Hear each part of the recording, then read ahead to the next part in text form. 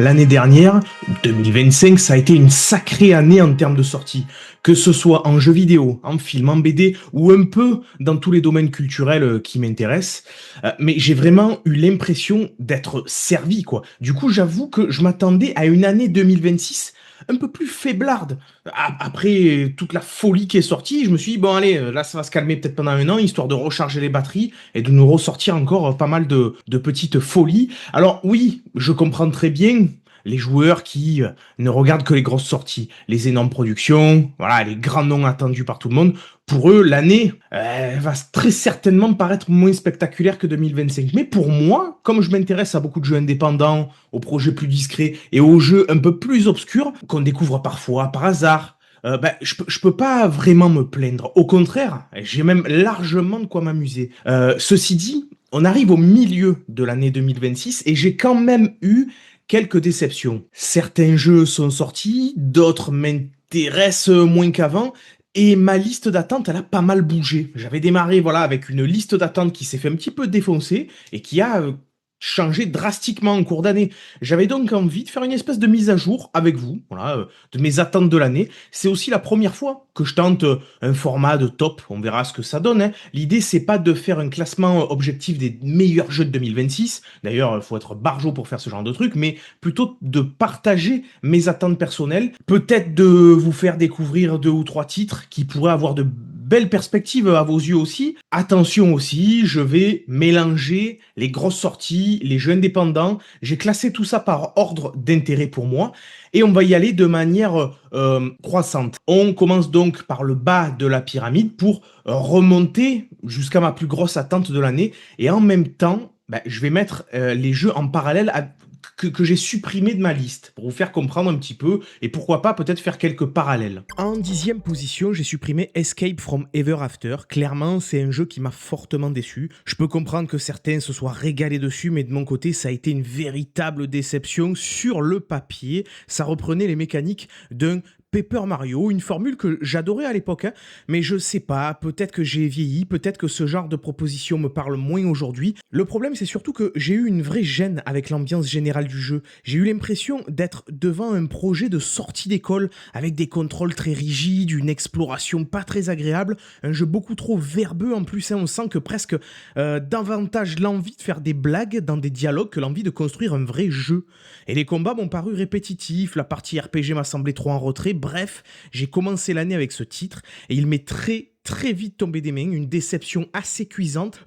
Pour le coup, je vais pas m'éterniser là-dessus parce que j'en parle déjà un peu plus longuement sur mon blog et d'ailleurs je vous invite à aller voir ce blog-là, le lien sera en description. À sa place, je vais mettre plutôt Wonderbug. C'est un roguelike assez minimaliste dans un univers médiéval avec des forteresses mobiles. Le principe c'est très simple, mais il a l'air assez ambigu. On commence avec une petite forteresse sur des roues, puis on pille des villages, on ajoute des armes de siège, des machines arcaniques et on transforme petit à petit notre château en machine de guerre ambulante. Je trouve que le mélange fonctionne très bien sur le papier et ce qui m'intéresse surtout, c'est la lisibilité de la progression. Dans un bon roguelike, j'aime bien sentir que chaque run transforme réellement mon personnage, mon véhicule ou ma manière de jouer.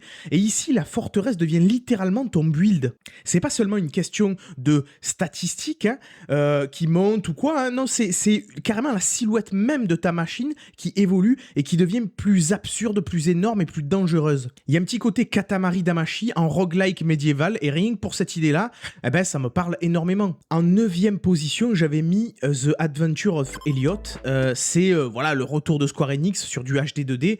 Et moi, comme j'adore la série des Octopath Traveler, forcément l'idée d'un action RPG dans cette esthétique, elle me faisait vraiment de l'œil. Sauf qu'après avoir essayé la démo, je peux pas dire que j'ai eu le droit à une douche froide totale, mais ça a quand même pas mal été compliqué pour moi. J'attendais un RPG avec une vraie ampleur et plutôt, j'ai eu l'impression ici de jouer à une sorte de Zelda-like assez lent, un peu mou, avec des déplacements un peu compliqués, avec un univers qui m'a pas spécialement accroché. Et je veux pas dire que le jeu n'a aucune qualité, mais ce que j'ai essayé m'a paru manquer d'idées et d'identité surtout. J'avais l'impression d'être devant une proposition assez sage, avec des mécaniques un peu lourdes et un personnage voilà, qui me donnait vraiment pas envie d'aller un peu plus plus loin dans l'investissement. Et je l'ai donc supprimé pour y mettre à la place Gunboat God. Là, on est sur un twin stick shooter arcade très nerveux, très direct et qui m'a vraiment attrapé. Le jeu est assez difficile au départ, surtout dans sa prise en main, mais une fois qu'on a commencé à comprendre son rythme,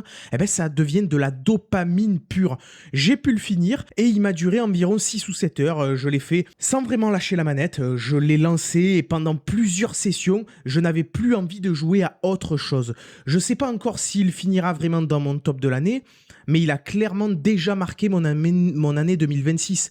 Des twin stick shooters, il en sort régulièrement, mais pas des milliards non plus, et souvent ils peuvent vite donner l'impression d'être un peu trop classiques. Celui-là, au moins, ne manque pas de personnalité, chose assez amusante, je l'ai découvert par hasard sur LinkedIn, figurez-vous, parce que, voilà, pour mon travail, je suis amené à suivre pas mal d'artistes et de développeurs et de studios indépendants, et du coup, je l'avais vu passer depuis 1 ou 2 ans, et il me donnait déjà l'impression d'être un mélange de genres assez étonnant, avec cette esthétique qui semble beaucoup jouer sur les silhouettes, tout en rendant une animation ultra fluide et nerveuse, il m'avait directement tapé dans l'œil. Et même si l'expérience se termine assez vite, je pense qu'elle peut vraiment parler aux joueurs qui aiment scorer, optimiser un minimum leur build, améliorer leur manière de traverser les niveaux et pousser un jeu d'arcade dans ses retranchements. Le mode ultra difficile permet de prolonger la durée de vie, même si de mon côté, le finir une fois et l'explorer un minimum m'a suffi.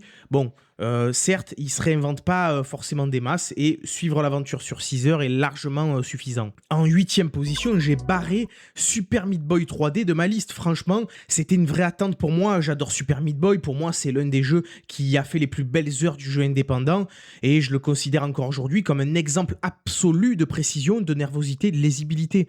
Donc forcément, le retour de notre petite boule de viande en 3D m'intriguait beaucoup. Mais au final, je l'ai vraiment détesté. Voilà, c'est-à-dire que la lisibilité du jeu, je l'ai trouvé catastrophique. Ses contrôles, je les ai trouvés assez médiocres. Et c'est presque l'inverse de ce que Super Meat Boy avait réussi en 2D. Le premier jeu était dur, mais juste précis et immédiatement lisible. Là, j'ai eu l'impression d'un jeu beaucoup moins maîtrisé. Je sais que certains l'ont apprécié, mais pour moi, on est très loin de la qualité de Super Meat Boy. Il m'est même très vite tombé des mains, à tel point que j'ai surtout envie de relancer Super Meat Boy pour la 4e fois, plutôt que de continuer celui-là. Et franchement, c'est dommage parce que j'aime énormément les jeux de plateforme. Et un vrai jeu de plateforme 3D bien nerveux, ça pouvait totalement me parler. Mais à mes yeux, il aurait fallu des contrôles beaucoup plus précis, peut-être un dash un peu plus précis aussi, et quelque part du polish un peu meilleur de partout. Et alors à sa place, je vais mettre Holstein. Lui aussi, je l'ai croisé depuis un petit moment sur LinkedIn. Décidément, LinkedIn va peut-être devenir la plateforme où je découvre les futures petites bombes du jeu indépendant.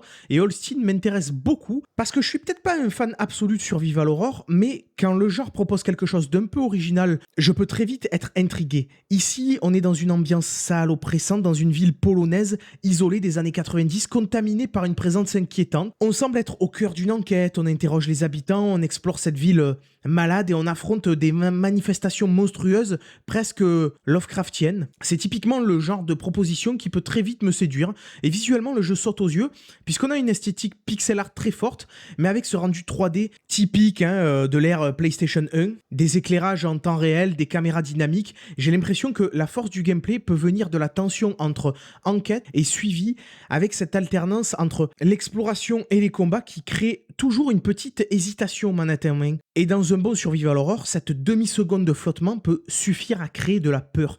C'est quelque chose que j'avais d'ailleurs adoré dans Sorry We're Close, dont je parlerai forcément un jour sur la chaîne, parce que ce jeu m'a beaucoup marqué. Donc Holstein prend ma 8e place, à la place de Super Meat Boy 3D, et il la prend fièrement. En 7e position, je n'ai rien supprimé, il va simplement s'agir de Screenbound, encore un jeu que j'ai croisé sur LinkedIn, et lui, clairement, il m'a tapé dans l'œil immédiatement. C'est probablement le concept le plus facile à pitcher de toute cette vidéo. Le joueur explore un monde en 3D à la première personne tout en ajoutant simultanément un jeu 2D sur une console portable. Les deux réalités existent en même temps et les actions sont liées. On a une espèce de mise en abîme intégrée directement et omniprésente à notre jeu. Donc la force du gameplay, c'est cette dissociation mentale. Il faut lire les deux espaces à la fois. En gros, ce que fait ton personnage dans le monde 3D et ce que son équivalent fait dans le monde 2D est totalement lié. Donc j'adore ce genre de jeu conceptuel un peu tordu qui te demande de penser autrement. J'avais volontairement pas fait la démo parce que j'ai envie de lui laisser sa chance à sa sortie de manière un petit peu plus complète et avec le polish au maximum. J'avais l'impression qu'on est à la fois devant un jeu de plateforme et un jeu de réflexion avec une vraie idée forte sur le tout. Avec cette obligation d'évoluer dans les deux espaces physiques en même temps, ça a l'air complètement barré et potentiellement d'être une torture mentale assez réjouissante. En 6ème position, clairement, on a Marvel Tokon Fighting Soul. C'est un jeu qui voilà, me fait de l'œil depuis son annonce. À la base, je suis pas forcément un énorme fan des jeux de combat en tag. On contrôle plusieurs personnages avec des personnages de Marvel. Et comme les Marvel versus Capcom m'avaient beaucoup plu à l'époque, aujourd'hui, ce type de jeu, il a plus tendance à me fatiguer. Ça peut très vite devenir un peu trop bordélique et trop axé sur la recherche permanente de faire les bons combos interminables, hein, avec des effets de partout à l'écran. Donc sur le papier, c'était pas forcément le jeu de combat qui m'intéressait le plus. Mais quand j'ai vu le soin apporté au visuel et surtout Arc System Works derrière le projet, là forcément mon intérêt a changé. Je pense qu'on peut raisonnablement s'attendre à un futur gros morceau du versus fighting, même si je suis pas spécialement attaché aux licences Marvel. J'avoue que je me suis déjà laissé séduire à imaginer, à contrôler certains des personnages, surtout, hein, notamment grâce à toutes les petites vidéos qui pullulent sur le net depuis son annonce. Et peut-être que ce serait l'occasion de me remettre un peu plus sérieusement au jeu de combat et de tester quelques équipes, de farmer quelques combos et de voir si la formule arrive à me parler aujourd'hui. En 5ème position, on a Resonance A Plague Tale Legacy. Là, c'est assez simple, j'attendais un retour dans cet univers. J'ai adoré les deux A Plague Tale, presque contre toute attente. Moi qui ai souvent beaucoup de mal avec les jeux d'infiltration, j'aurais probablement jamais lancé ces jeux dans un autre contexte, mais grâce au Xbox Game Pass, j'ai pu tenter l'expérience et je me suis retrouvé happé par ces personnages, la mise en scène et surtout par le rapport humain au cœur de l'aventure. Après autant d'émotions, j'ai forcément envie de retourner dans cet univers. Ceci dit, j'ai quand même un petit point d'attention. On ne retrouvera plus le duo Amicia et Hugo, qui faisait une grande partie de la force émotionnelle des deux premiers jeux. Cette fois-ci, on va incarner Sophia, un personnage du 2e opus. Certes, elle est marquante, mais c'est pas forcément le personnage que j'ai adoré au point de vouloir absolument la suivre dans un jeu entier. En revanche, le changement de gameplay peut être intéressant puisque Sophia est une adulte plus mobile, plus capable physiquement, et le jeu peut donc se permettre davantage d'action, de confrontation directe, d'esquive, tout en gardant la tension et la cruauté du monde de A Plague Tale. Et comme la licence est devenue l'une des belles réussites françaises dans ces dernières années, j'ai vraiment envie de voir si Asobo peut se détacher un peu de l'infiltration pure pour aller voir quelque chose d'un peu plus action-aventure. Et c'est pas forcément mon genre de prédilection non plus, mais après le miracle qu'ils ont réussi avec les deux premiers jeux, j'ai envie de leur faire confiance là aussi. En 4e position, on a Isles of Reverie. C'est mon attente Zelda-like ND de l'année. Le pitch est très clair. Une aventure avec 8 donjons, avec ses thèmes, ses puzzles et une mécanique centrale autour d'une compagne fée capable de copier et de faire apparaître des objets. Ce qui peut faire la force du gameplay, c'est cette idée de manipulation d'objets. Dans un bon Zelda-like, on a un donjon qui fonctionne pas seulement parce qu'il est joli ou qu'il y a de la grosse bagarre à l'intérieur, non, il fonctionne parce que c'est un outil qui renouvelle notre manière de lire l'espace. Et ici, la mécanique de copie et d'apparition d'objets m'a semblé bien exploitée, du moins en image et en vidéo. Elle peut nourrir à la fois les énigmes, l'exploration et le combat. Et du coup, j'ai l'impression comme ça que le jeu entre dans une catégorie très lisible pour les joueurs. Les jeux inspirés de Zelda ont immédiatement un public, et surtout quand ils ont une esthétique douce et une mécanique simple à comprendre. Ça peut être le genre de jeu qui me marque très positivement, et comme ça peut totalement me laisser froid, donc tout dépendra de la qualité de l'exécution. En 3e position, on a Mega Man Star Force Legacy Collection. Donc j'ai pas encore pris le temps de m'y plonger sérieusement, pourtant le jeu est sorti et je l'ai acheté, mais clairement, moi qui adore les Megaman et surtout la série des Battle Network, j'ai toujours eu un intérêt particulier pour la licence des Star Force. C'est une sorte d'héritier spirituel avec une petite bascule vers la 3D. La force du gameplay, elle vient de ce mélange entre le deck building, l'action, l'anticipation et la lecture des patterns. C'est pas juste des RPG où on sélectionne des commandes tranquillement, il faut préparer ses cartes lire les attaques ennemies, gérer l'espace, voilà, des combats, puis l'exécution au bon moment. Oui, ce sont des jeux de niche, bon, bah, c'est des portages de jeux voilà, à l'ancienne de manière améliorée, mais j'ai quand même très envie de m'y investir parce que je me dis, tiens, c'est un jeu de 3DS, comment est-ce qu'ils ont repensé l'espace pour pouvoir le jouer sur nos grosses télés, hein, quelque part. Et puis, même si ça m'embête toujours de payer plein pot pour une compilation sans tous les efforts de confort ou de traduction que j'aurais aimé, eh ben, je me dis aussi que ça me fera travailler un petit peu mon anglais et c'est pas plus mal. Globalement, j'aime bien les collections de Capcom, j'en ai même pas mal et je les ai même peut-être toutes à ce stade. Et j'aime cette idée de préserver le patrimoine vidéoludique dans des compilations généralement assez complètes et généreuses. Je sais pas s'il finira dans mon top de l'année, hein, mais celui-là, bon, bah, je l'ai attendu tellement longtemps qu'il est passé assez haut finalement dans ma liste des attentes et que j'ai vraiment envie de m'y perdre. En deuxième position, et je pense que celui-là risque d'en étonner pas mal, c'est Sacrifier. On est sur une sorte de JRPG à l'ancienne, mais qui ne semble pas seulement passéiste. Le jeu est développé par Pixelated Milk et se présente comme un RPG en pixel art travaillé avec un système de combat original, des musiques de Motoi Sakuraba, hein, un compositeur associé à de très nombreux RPG japonais mythiques. Forcément, ça installe tout de suite une forme de confiance autour du projet. Et ce qui m'intéresse, c'est que le jeu ne semble pas seulement vendre de la nostalgie, hein. Il semble vouloir moderniser les RPG des années 90 avec des combats plus actifs, de l'artisanat d'armes, des puzzles, des donjons et une opposition entre plusieurs mondes ou plusieurs plans de réalité. Sa force potentielle, c'est l'équilibre entre confrontation et friction. J'ai envie de dire que c'est un petit peu ce que je m'attendais de Adventure of Elliot, un petit peu plus haut dans ce top, hein. Les RPG rétro séduisent souvent par leur ambiance, mais ils peuvent vite devenir mous si le combat devient trop automatique. Et ici, l'intérêt sera de voir si Sacrifier arrive à garder le charme du pixel art tout en donnant un rythme de jeu un petit peu plus moderne. En bref, c'est un hommage au JRPG des années 90 qui pourrait vraiment réussir à faire beaucoup plus que simplement flatter la nostalgie si tout fonctionne. Et je le vois très bien finir très haut dans les tops de fin d'année. Et enfin, première position, vous le savez, si vous suivez cette chaîne, j'ai dû supprimer Mina the Hollower. J'avais commencé l'année avec ce jeu comme ma plus grosse attente, mais comme vous l'avez peut-être vu dans ma vidéo, j'ai pas du tout accroché à l'expérience. Je comprends totalement que le jeu puisse plaire. Il a une direction artistique forte, un univers séduisant et une proposition qui peut parler à beaucoup de joueurs, mais pour moi ça risque surtout de rester comme l'une de mes plus grosses déceptions de l'année, puisque j'ai eu l'impression qu'ils avaient voulu mélanger du Zelda avec des inspirations plus modernes, presque Dark Souls par moment, et que le résultat ne me convenait pas. Peut-être que j'en attendais trop, peut-être que la déception vient aussi de là, franchement, mais j'ai l'impression vraiment que le jeu cherchait à complexifier une base qui me semblait pourtant simple et efficace, et je ne dis pas que je n'y reviendrai jamais, peut-être que dans quelques années, avec un autre état d'esprit, je lui laisserai une deuxième chance, mais pour l'instant, clairement, il sort de ma liste. Et il a laissé sa place à ce qui aurait probablement été la deuxième si Mina n'avait pas été destituée, à savoir Control Résonant. Control, pour moi, c'est un jeu très particulier. À sa sortie, il avait presque accompagné mon dégoût du jeu vidéo. Je n'étais peut-être pas dans le bon état d'esprit, peut-être que je consommais trop de jeux vidéo, peut-être que j'étais simplement incapable de l'apprécier correctement à ce moment-là.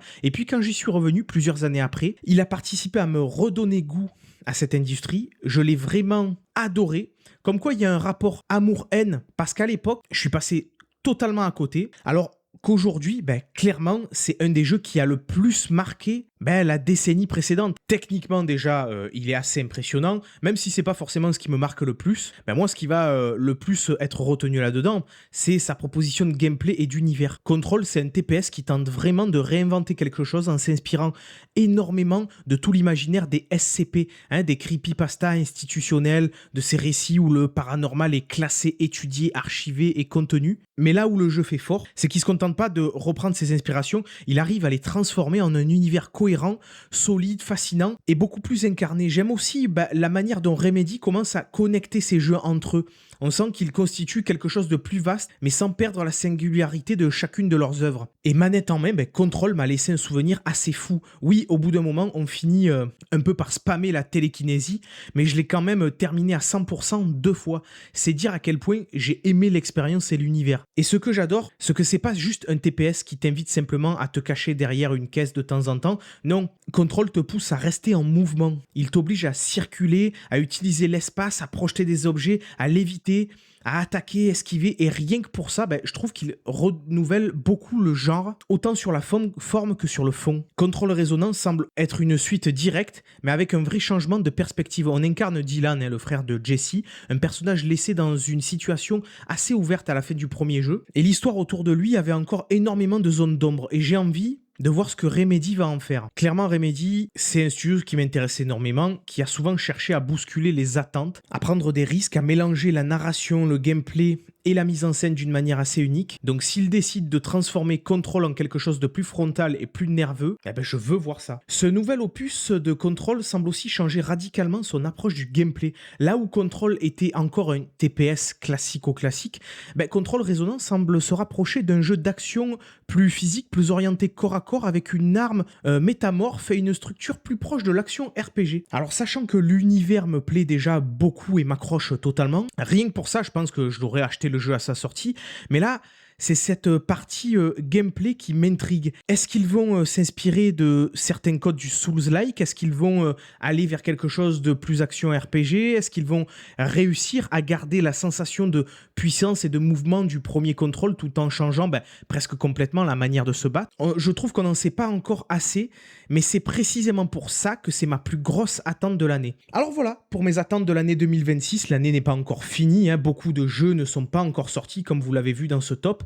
et certains pourraient largement dépasser mes attentes. Je reste vraiment curieux de découvrir tout ça. Je me permets aussi une petite mention honorable avec Disgaea Mayhem, un spin-off de la série de JRPG que j'aime énormément, mais j'ai beaucoup de méfiance parce que Nippon Ichi Software, c'est pas forcément le top du top ces derniers temps, et la direction prise par ce spin-off risque un peu de moins me parler, en tout cas visuellement c'est ce que je ressens. On verra bien. En attendant, je serais très curieux de savoir quelles sont vos attentes à vous. Est-ce que certains jeux de cette liste vous parlent? Est-ce que vous avez des attentes complètement différentes? Et surtout, est-ce que vous avez quelques petites pépites cachées à me conseiller? Parce que là, ma liste de souhaits Steam commence à ressembler à une centaine de jeux qui attendent simplement une date de sortie. Donc si vous avez des titres obscurs, des jeux indés ou des projets un peu plus bizarres à me faire découvrir, je suis preneur, et surtout, je serai très curieux de voir ce qu'il y a, vous, dans vos attentes de l'année, qu'ils soient déjà sortis ou dont on attend une sortie.